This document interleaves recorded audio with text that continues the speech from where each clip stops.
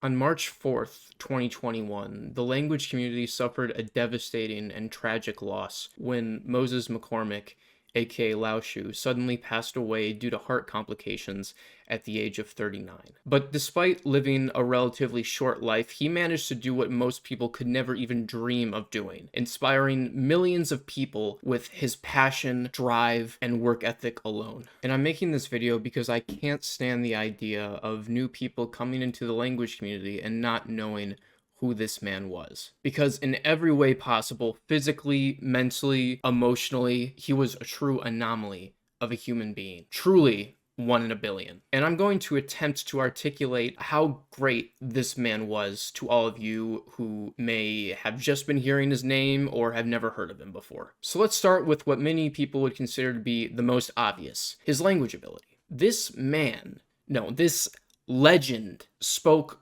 over 70 different languages. 70 different languages at 39 years old. And you might be thinking, oh, he must have started when he just came out of the womb. No, he didn't start learning languages until he was 18. 18. And you might be thinking, Cole, 70 languages, that's an astounding number. Don't you think that's a little bit exaggerated? No, because he documented every step of his journey on his YouTube channel, where he uploaded over 3,200 videos. To put that in perspective, if you were to make a YouTube video every single day, it would take you 9 years to get to that amount of videos. And he started way back in 2009, way before anyone could even fathom making money, much less a career on YouTube. This was pure passion. And he didn't just go for commonly studied languages like Spanish, French, Japanese, but he went out of his way to learn the most obscure languages that most people have never even heard of, like Hmong and Sinhala and Twi and all these other languages, with some of them only having several thousand speakers or less. But if you want to go and discount that part of his personality, like, yeah, okay, he learned a bunch of languages, so what?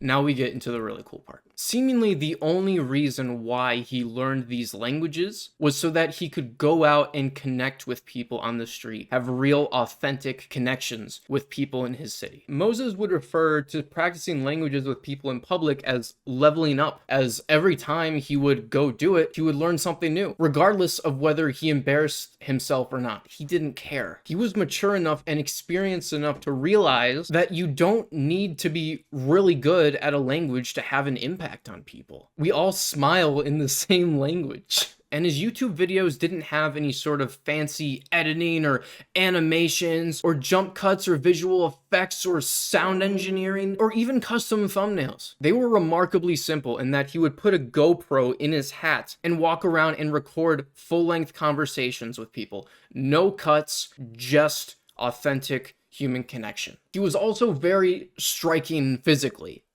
He was 6'7" tall. To put that in perspective, only about 2% of the population is 6 foot or higher. So when he would meet these people, he would absolutely tower over everybody except maybe Shaq. Like, I remember watching his videos way back in, like, I don't know, 2011, 2012, and seeing all these flags of different countries. And I thought, there is no possible way that anyone could speak that many languages in their lives, not to mention in one video. But by God, he would deliver. And I could not believe my eyes. And it wasn't only that he was incredibly talented, but also extremely humble at the same time. And the video that really inspired me, I will not forget this for as long as I live. Okay, so it's a video in which he walks up to these two Chinese men fishing on a river near Ohio. Most people would just pass by, they'd have business to do, but he looked at them and he saw an opportunity to make a connection with someone. So he walked up to them, striked up a conversation like it was nothing. Oh, hey, how are you? How are the fish today? Oh, by the way, where are you from? And once he figured out that the man was from China, boom, he busted out the Mandarin. And their reactions were priceless. And you're watching this video and you're thinking, okay, that was pretty impressive. He just started speaking one of the hardest languages in the world like it was nothing. That's pretty cool. Then all of a sudden, bam, he switches languages, hits the local dialect like it's nothing. And the people he was talking to just flipped shit. They could not fathom that anybody, much less an American outside of their country, would not only learn the official language of their country, but also their dialect that they assumed nobody outside of their country has heard of. Now let's take a look so you can see exactly what I mean. This moment was legendary. You eat that carp? Oh, yeah. How do you clean them? Okay.